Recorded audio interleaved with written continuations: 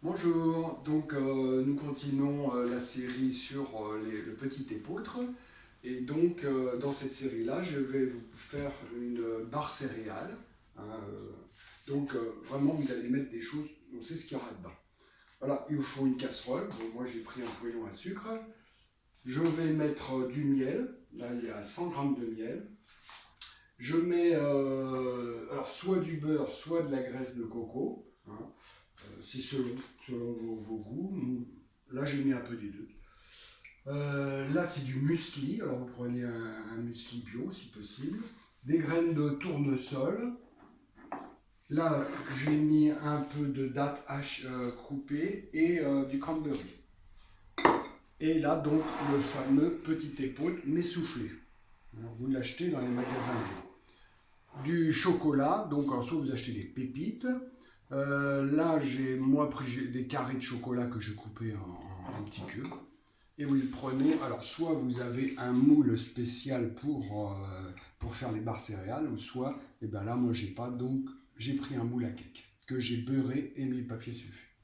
Donc dans un premier temps, je vais faire fondre le miel. Ça colle le miel, hein, bien sûr. Et je mets le beurre, la graisse de coco. Et je vais le faire fondre et je vais le faire légèrement caraméliser. Quand ça va commencer à bien épaissir, je vais adjoindre tout le restant. Voilà. Donc voilà, le caramel est quasiment prêt. Donc je vais y adjoindre le muesli. Donc les 160 grammes de muesli, 50 grammes de crème, les fruits secs. Alors, j'ai mis des dattes, du cranberry, mais vous pouvez mettre des abricots secs, vous pouvez mettre d'autres, ce qui vous plaît, si vous préférez les pruneaux. Moi, je préfère ça, en tout cas. Donc, le chocolat, lui, je le mettrai qu'après, parce que j'ai pas envie qu'il fonde.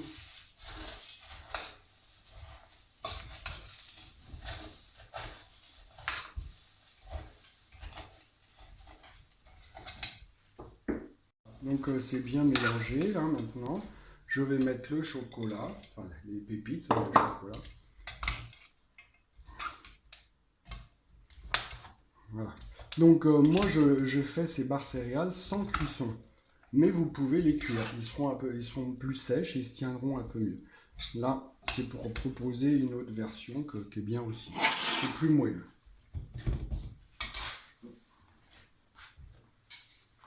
C'est pour en mettre partout.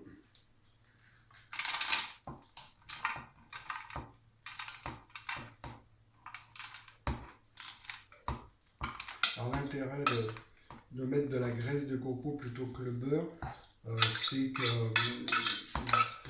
ça se garde mieux à l'extérieur du frigo. Le beurre, ça aimerait.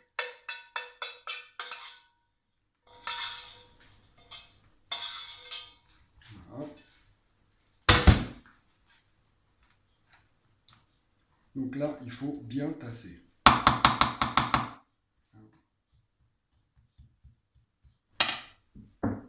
Voilà, il faut vraiment bien tasser, sinon ça ne se tiendra pas. Hein. Donc je passe de temps en temps ma cuillère sous l'eau chaude pour pas que ça colle, comme c'est un peu caramélisé.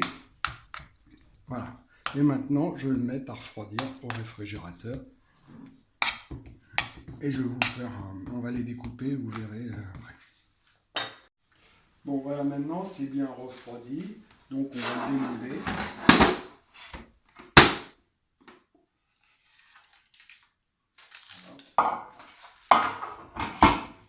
Et on va le couper en petits bouts.